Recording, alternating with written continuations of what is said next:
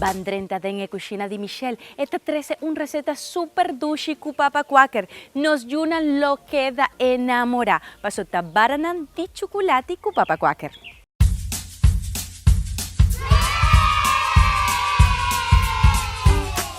Bienvenido a Cocina de Michelle. Ahora estoy trayendo una receta más fácil y dushi. Tabara de chocolate con papa quaker.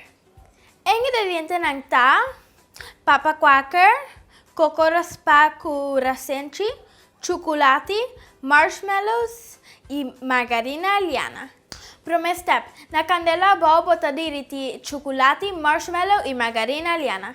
Nos chocolate, marshmallow y margarina liana tá bom diriti, agora nós tá saque fora de candela e nós tá agrega papa quaker, rasenchi y coco raspa. Nos mezcla tá claro, agora nós tá poner arriba un tallo con wax paper y nós tá traer en forma y poner en frigider.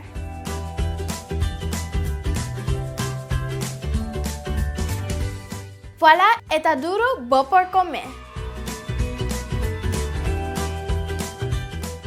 Acorda seguirnos riba YouTube y Facebook, riba la cocina de Michelle. ¡Te próxima!